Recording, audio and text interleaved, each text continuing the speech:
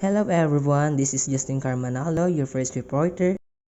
Today, I will be giving an overview of independent demand inventory management. By the end of this presentation, you should be able to describe the different types and uses of inventory, calculate order quantities, describe the objectives of inventory management, calculate inventory performance measures, understand the relevant costs associated with inventory, perform ABC inventory control and analysis, understand the role of cycle counting in inventory record accuracy, understand the role of inventory in service organizations, evaluate the total relevant cost of different inventory policies, understand why companies don't always use the optimal order quantity, understand how to justify smaller order size, calculate appropriate safety stock inventory policies, and lastly, calculate order quantities for single period inventory. Inventory comes in many shapes and sizes, as shown in Figure 12:1. Most manufacturing firms have the following types of inventory. Raw materials are the purchased items or extract materials that are transformed into components or products. For example, gold is raw material that is transformed into jewelry. Components are sub-assemblies used in building the final product. For example, a transformer in component in an electronic product. Work in process or WIP refers to all items in process throughout the plant since the products are not manufactured instantaneously. So the inventory comes in many forms, serving a various purposes manufacturing firms. The main types include number 1, raw materials. Purchased or extracted items that get transformed into finished products. Just like for example, gold that gets turned into jewelry. The second one is components. Part or sub-assemblies that compose the final products such as transformers in electronic products. The third one is work in process or WIP. These, these are the items at any stage of production on the manufacturing floor. This presents the inventory value during the production process, from raw materials to finished goods. And the finished goods, the final products ready for sale after production complete.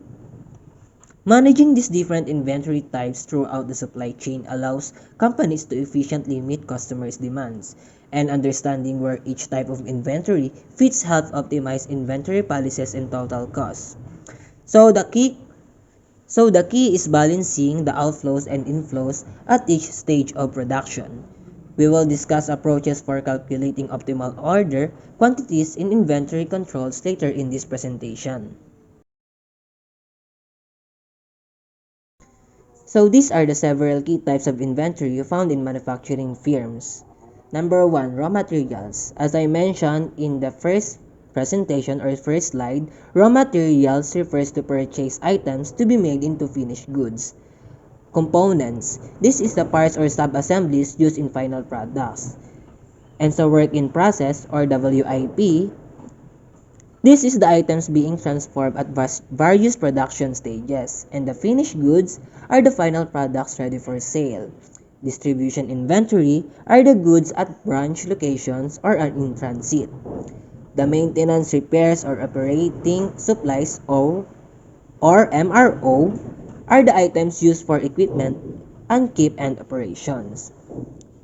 So managing these different types of inventory poses various challenges and considerations when determining optimal policies.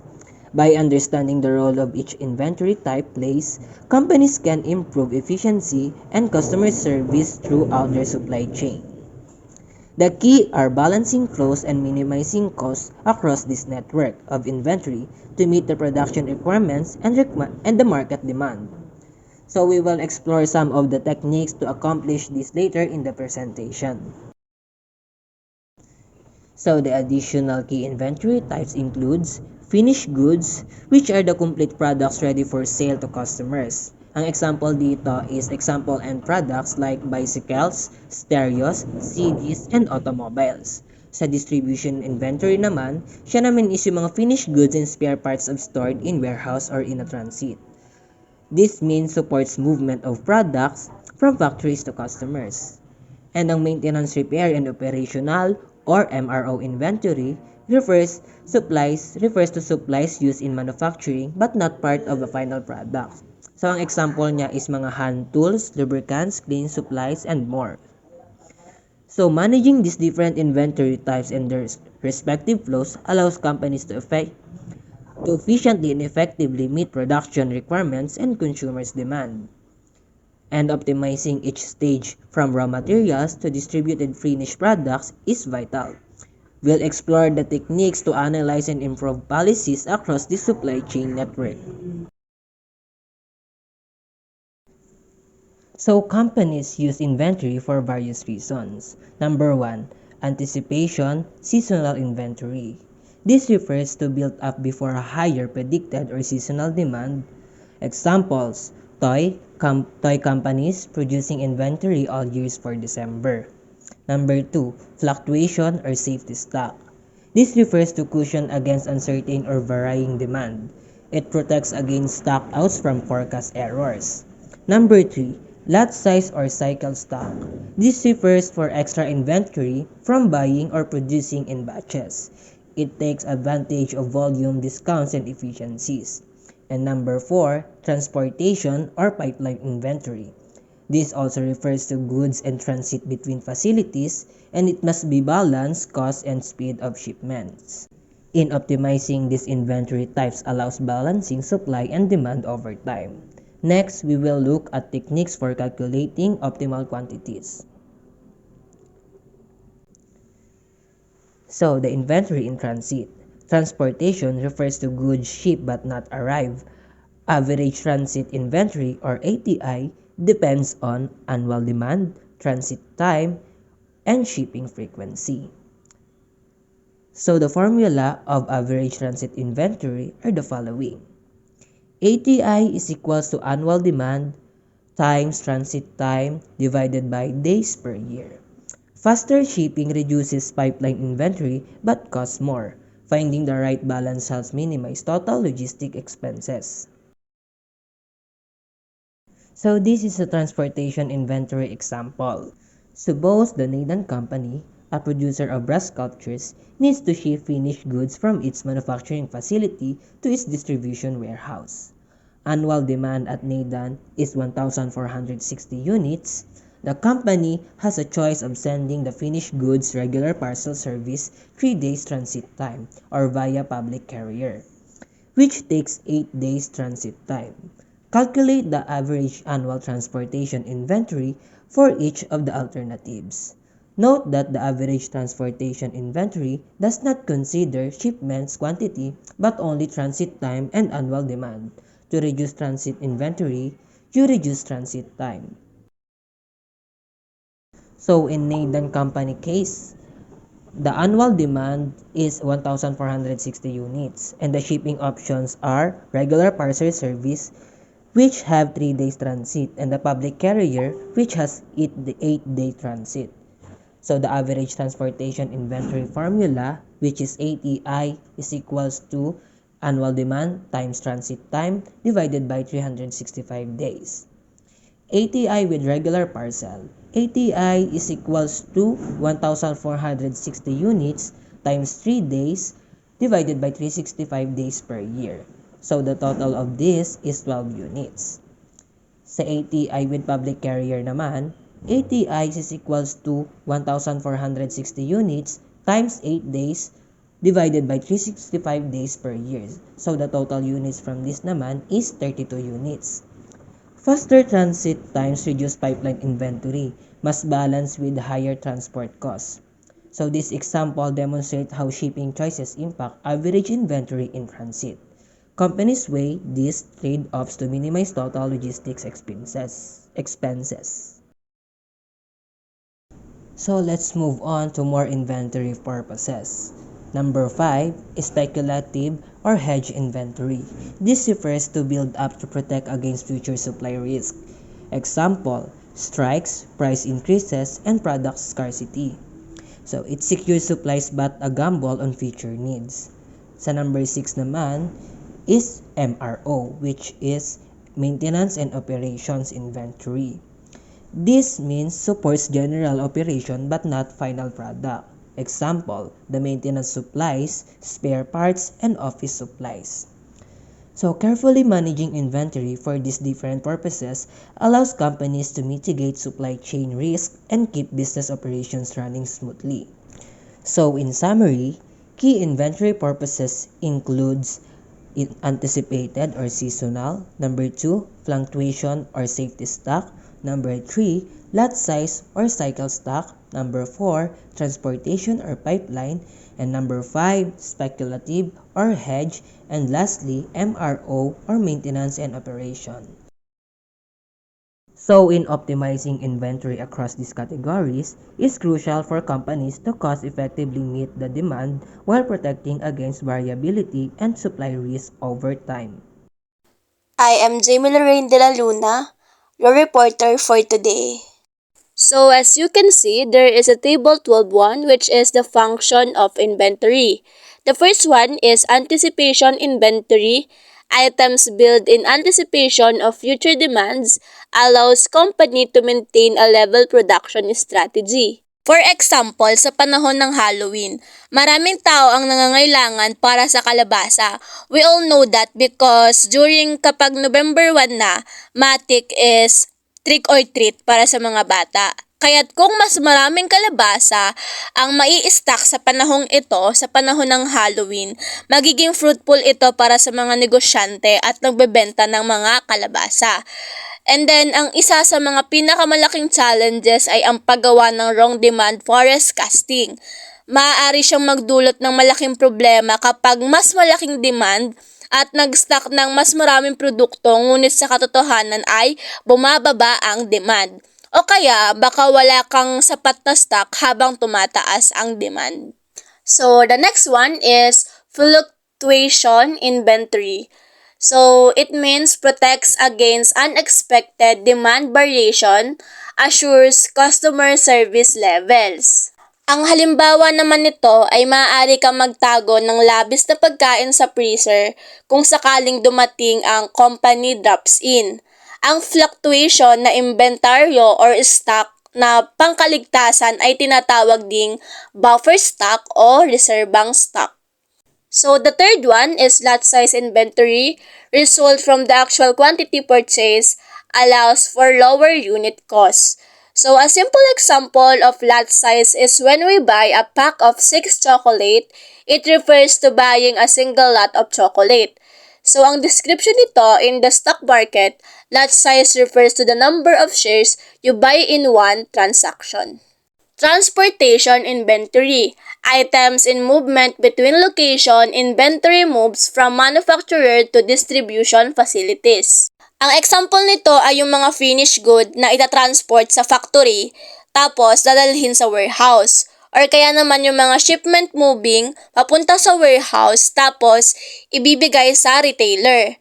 Speculative inventory. Extra inventory build up or purchase to protect against some future event allows for continuous supply. So dito naman, kung ina-expect mo na mas tumataas ang demand batay sa seasonality ng isang produkto, maaari kang mamuhunan muna sa isang speculative inventory. Ang halimbawa nito is kung alam mo na talagang panahon na yun ay taglamig, so na mas maraming snow kaysa sa karaniwang panahon na mainit, maaari mong dagdagan ng iyong speculative na inventaryo kung saan ang mga produktong ito ay nauugnay sa mga snow, tulad ng bota, sombrero, guantes, at scarf.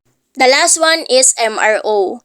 Includes maintenance supplies, spare parts, lubricants, cleaning agents, and daily operating supplies, facilities, day-to-day operations. Examples include janitorial supplies, safety equipment, maintenance and repair supplies, technology, office supplies, and laboratory equipment. The objective of inventory management are to provide the desired level of customer service, to allow cost-efficient operation, and to minimize the inventory investment. Customer service. What is customer service? Customer service is a company ability to satisfy the needs of its customer. When we talk about customer service in inventory management, we mean whether or not a product is available for the customer when the customer wants it. In this sense, customer service measures the effectiveness of the company's inventory management. Customer can be either external or internal. Any entity in the supply chain is considered a customer. Ipagpalagay natin sa iyong kumpanya, Kayaks Incorporated. Nag-o-offer sila ng isang linya ng kayaks at kayaking equipment sa pamamagitan ng catalog sales at isang kasamang website. So bilang tagapagmahala ng isang produkto, kailangan mong malaman ang sistema ng pamamahala ng inventory, kung ito ba ay effective. So, ang isang way para ma-measure kung ito nga ba ay effective, kailangan mo munang tanungin kung makukuha ba ng mga customer ang mga kagamitan sa kayaking na hinihingi nila. Ang pangalawa is kung maipapadala ba nila ang kanilang mga order sa tamang oras. Pang masagot ang iyong mga katanungan, maaari mong sukatin ang porsyento ng mga order na ipinadala ayon sa schedule, ang porsyento ng mga line item na ipinadala ayon sa schedule, ang porsyento ng dami ng dolyar na ipinadala ayon sa schedule o paggawa ng idle time dahil sa mga kakulangan sa inventaryo. Percentage of line item shipped on schedule recognizes that not all orders are equal but fails to take into account the dollar value of orders. This measure needs more information, the number of line items instead of the number of orders, than the previous measure. Therefore, this measure is more expensive to use and is most appropriate for finished goods inventory. As an example of the percentage of line items shipped on a schedule, consider the following. Your sister company, Whitewater Wraps Incorporation, determines that from the 20 orders scheduled for delivery this month, customer requested 250 different line items. Whitewater can ship 225 of these line items on a schedule. Their customer service level is 90%, 225 items shipped on time divided by 250 line items requested. Percentage of dollar volume shipped on a schedule recognizes the difference in orders in terms of both line items and dollar value. Instead of measuring line items to determine the customer services level, a company totals the value of the orders. For example, if the 20 orders to the Palm Pilot handheld computer manufacturing company had a total value of $400,000 and the company shipped on a schedule handheld computers value at $380. The customer service level is 95%, $380 shipped divided by $400,000 ordered. Idle time due to material and component shortage applies to internal customer service. This is an absolute measure of the manufacturing or service time loss because material or parts are not available to the workforce. Absolute measure makes sense when a company has historical data to use in comparison. For example, Kayaks Incorporated supplier historically has lost no more than 2 manufacturing days per year because of material and component shortage. This year, however, it has lost 4 manufacturing days for this reason.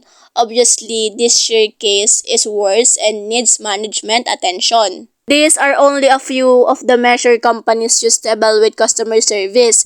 The desired level of customer service should be consistent with the company's overall strategy.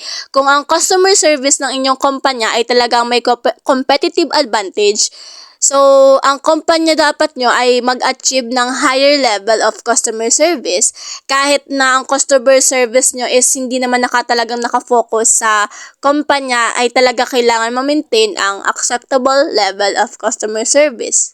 Cost-efficient operation. Companies can achieve cost-efficient operation by using inventory in the following ways.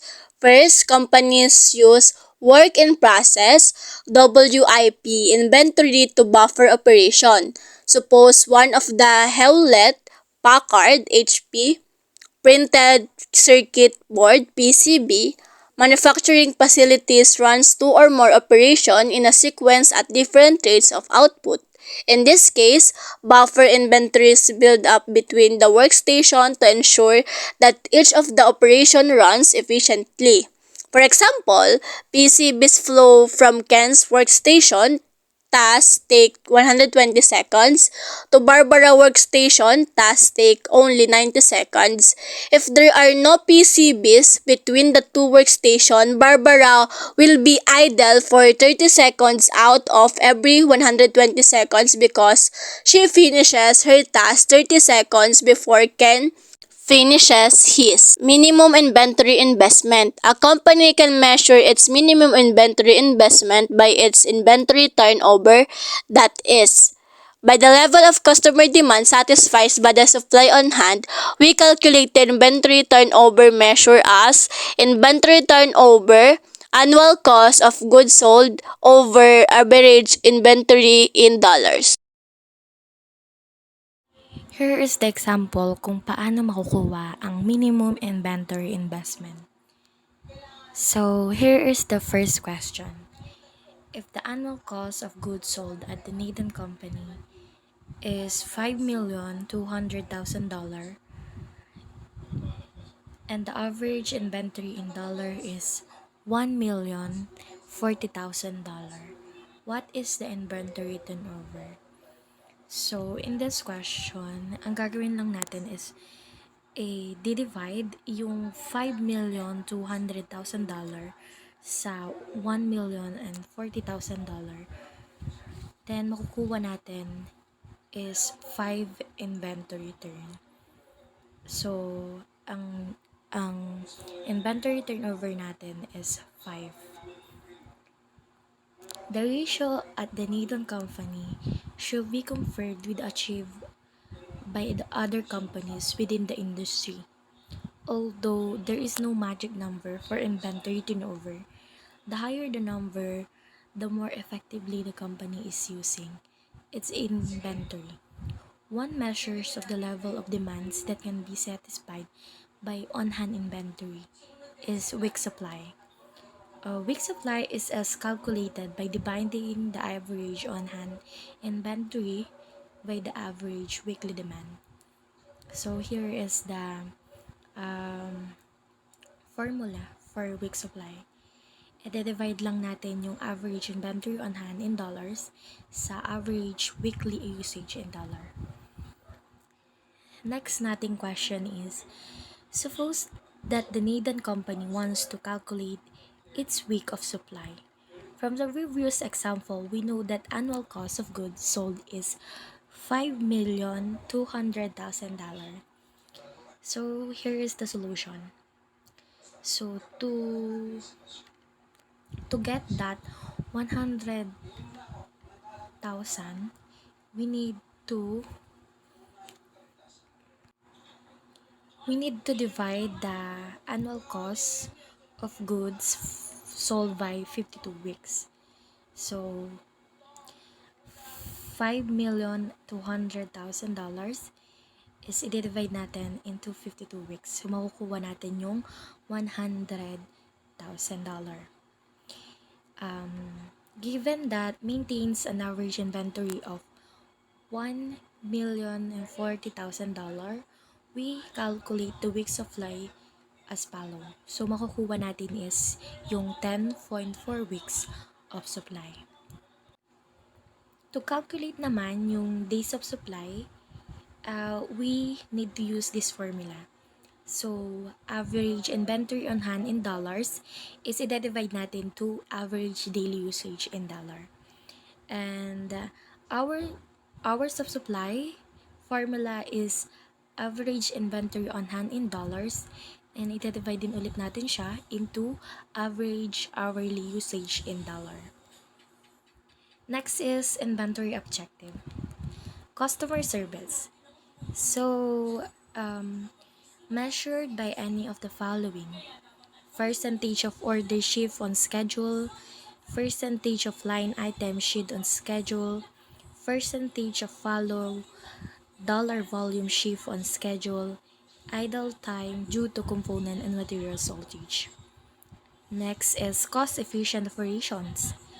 Inventories help achieve cost-effective operation by using buffer stock to assure smooth production flow, maintaining a level workflows, allowing longer production runs which spread the cost of setups, taking advantage of quantity discounts. Minimum inventory investment, measured by any of the following: inventory turnover, weeks of supply, days of supply. Inventory management's policies have cost implications. Decisions about how much inventory to hold affect item costs, holding costs, ordering costs, and stock out. Shortage costs.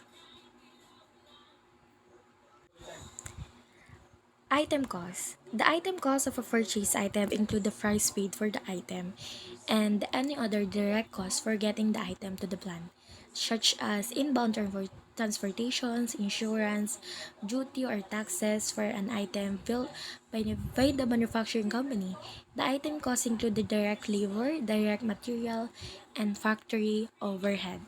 So, yung item cost daw is, ito yung parang direkta mong ginugugol para sa isang item. Kasama na dito yung presyo ng isang produkto, bayad dun sa shipping at iba pang mga kagustuhan para mabili ang isang item. Next is holding costs. Holding costs include the variable expense incurred by the firm from the volume of inventory held. As inventory increase, so do the holding costs. We can determine unit holding costs by examining three cost components: capital costs, storage costs, and place costs. Annual holding costs are typically stated in either dollars per unit, $3.50 per unit per year, or as percentage of the item value, 25% of the unit value. So, yung holding cost naman is or yung gastos habang nasa ilalim ng iyong pangangalaga ang isang inventory. Kinabibilangan dito yung mga upa sa warehouse, bayad sa kuryente, insurance, at iba pang gastusin na kailangan para mapanatili ang kalidad ng isang produkto. Next naman is ang capital costs. Capital costs are the higher of either the cost of the capital or the opportunity cost for the company. The cost of the capital is the interest rate the company pays to. So, ang capital cost, ito yung pera na inilalaan mo para sa isang produkto. Dito din nakalagay yung mga pondo na gagastusin para magawa yung isang produkto. Next is storage costs. Usually includes the cost of space, workers, and equipments for our purpose. However, we are concerned only with additional out-of-pocket expenses resulting from the size of the inventory. For example, we include the cost of storage space in public warehousings and varies based on the amount of inventory held. If the company already owns the storage space and incurs no additional expense for storing the inventory, we do not include it in the holding costs. The same is true for employees. If an employee works overtime because of the level of inventory, this is an out-of-pocket expense and needs to be included. However, if the employee's workload is merely higher during the normal day, the cost of the employee is not included. So, yung storage cost daw is, ito yung mga bahagi ng holding cost. Ito yung tumutukoy sa gastos para sa pag-storage ng produkto. Kasama ng bayad sa renta, kuryente, seguridad, at iba pang gastos na kanya sa pag-maintain ng storage facility. Next naman natin, yung huli na is risk cost. Ang risk cost naman is, ito yung halaga ng pera na maaaring mawala dahil sa mga hindi inaasahang mangyari. Kasama dito ang gastos sa seguridad, gastos para sa mga pinsala at iba pa.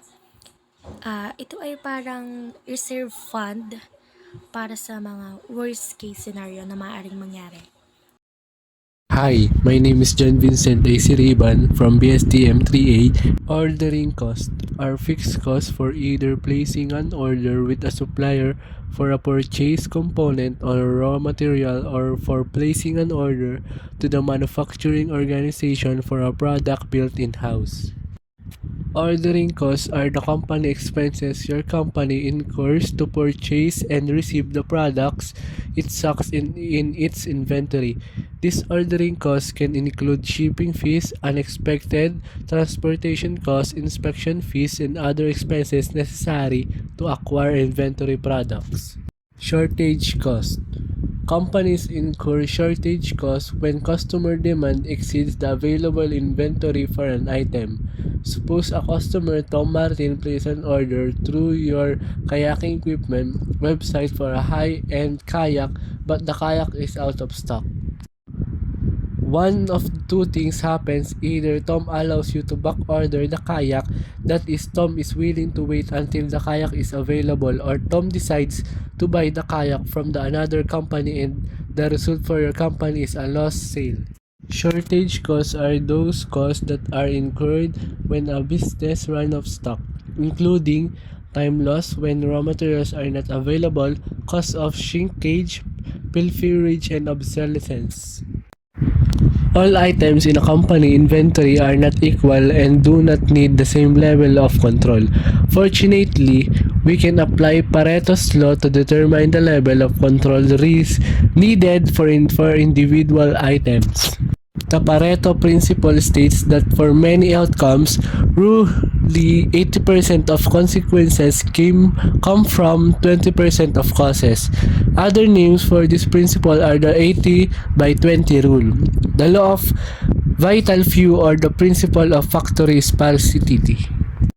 After classifying inventory items into A, B, and C classes, we can determine the appropriate level of inventory control. For our most important and expensive A items, we need very tight control, highly accurate inventory records, and frequent or continuous review. A. Continuous review system. A continuous review queue system, sometimes called a reorder point or ROP system or fixed order quantity system, track the remaining inventory of a SKU each time a withdrawal is made to determine whether it is time to reorder. For B items, a periodic review system.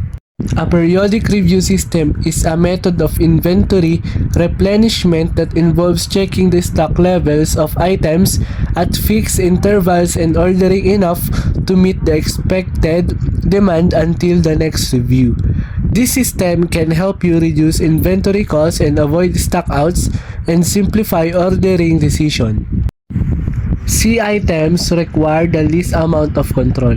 Possible options for C items are the two-bin system.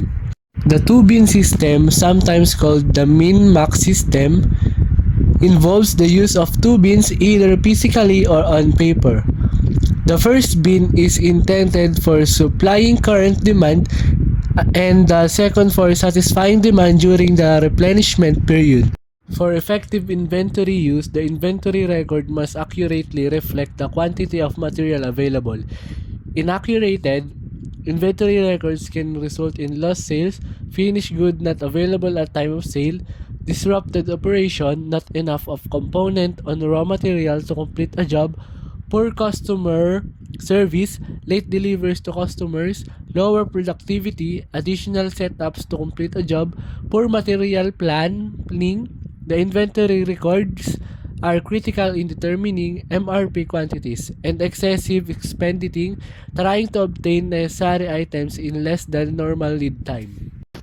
Inventory records errors occur because of unauthorized withdrawals of materials, unsecured stockroom, inaccurate paperwork, and or human errors. Since accurate database is needed to successfully use the information system, it is important to detect errors in the invented records. Two methods are available for checking inventory record accuracy: periodically counting all of the items, typically annually, and cyclically counting specified items. Periodic counting satisfies auditors that the inventory records accurately reflect the value of the inventory on hand. For material planners, the physical inventory is the opportunity to correct errors. The four steps in taking a physical inventory are: 1 is to count the quantity of the item and record the count on a ticket attached to the item. 2 is to verify by recounting. 3. After verification, collect the tickets. And last, 4. Reconcile inventory records with actual counts. For major discrepancies, investigate further.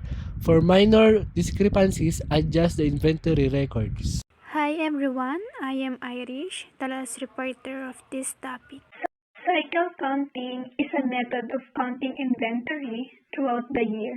This is a series of many physical inventories done daily of some specified items. The frequency of counting a particular item depends on the importance and value of the item. Typically, the items are counted most frequently. The advantages of cycle counting are: the first one is timely detection and correction of inventory record problems, elimination of lost production time since the company does not need to shut down operations.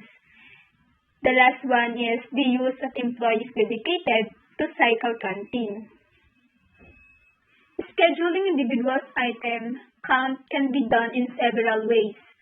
An item can be counted just before a replenishment order is placed. At this time, the planner has an accurate count of the item on hand and can determine whether a replenishment order is needed.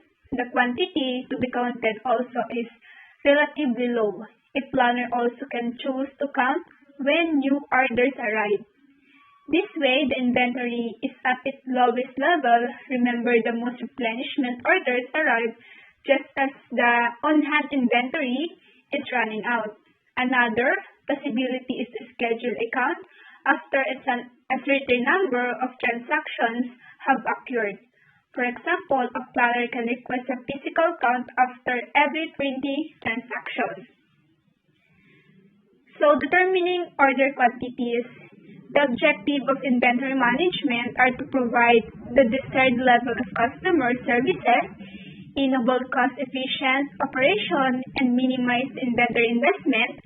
To achieve this objective, a company must first determine how much of an item to order at a time. Stock keeping unit an item in a particular geographic location. So, common ordering approaches: lot for lot, order exactly what is needed, fixed order quantity, order a predetermined amount each time an order is placed. Min-max system: when on-hand inventory falls below a predetermined minimum level, order a quantity that will take the inventory back up to its predetermined maximum level. Order end periods: order enough to satisfy demand for the next end period. So, economic orders quantity. This is an optimizing method used for determining orders quantity and recorder point. Quantity discounts are often able, so we need to modify the basic model for this situation. Quantity discounts are price incentive to encourage a company to buy a larger quantity. For example, a supplier charges your company 7.50 per pound if your company's order is less than 500 pounds. If your order is for 500 to 999 pounds, the price per pound is 6.9. On orders of 1,000 pounds or more, the suppliers charge 6.2 per pound. Inventory management policies affect functional areas throughout a company. Let's consider why individual functional areas are concerned with inventory management policies. Accounting is concerned because of cost implication of inventory, such as the holding costs incurred the capital needed to invest in inventory and projected cash flow budget. Accounting is concerned with all types of inventory.